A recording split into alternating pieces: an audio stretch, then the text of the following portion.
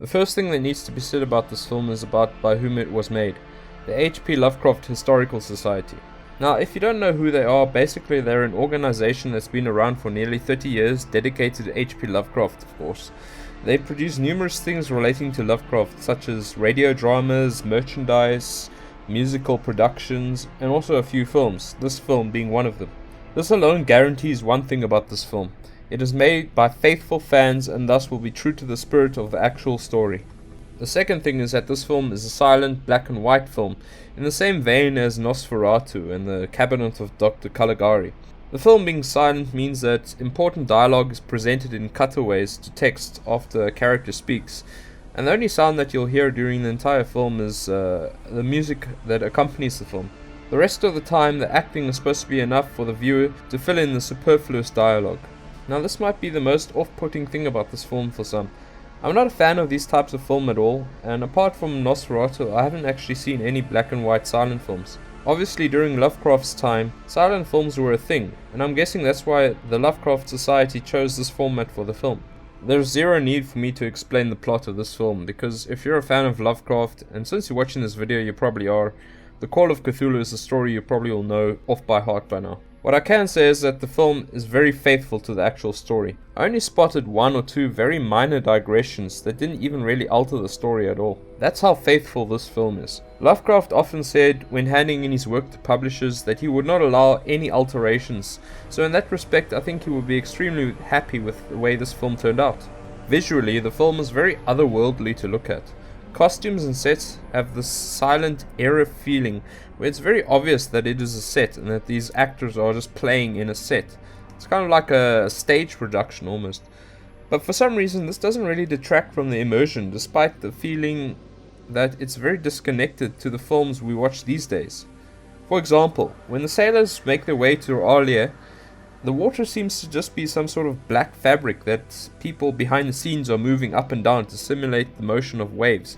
Naturally, any filmmaker will face immense challenges when attempting to make a Lovecraft adaptation. So many times in his description of entities such as Cthulhu and locations such as Arlia, Lovecraft fails to really describe them and leaves the reader to struggle to just imagine how otherworldly they are. However, in this film, the issue is handled quite well.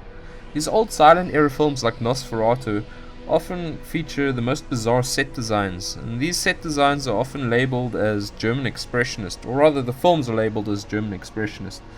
I've no idea really what that means, but I've heard that term used often enough, and it seems like that term would fit what happens when, in this film, Arlia is shown. Just imagining being there in that corpse city is quite unsettling, and it definitely feels like you should get the hell away from it as fast as possible if you were really there. So in that way, I think they really nailed that tricky aspect of adapting a Lovecraft film. Obviously, the story features an appearance of Cthulhu. I won't spoil that part, at least in my video review.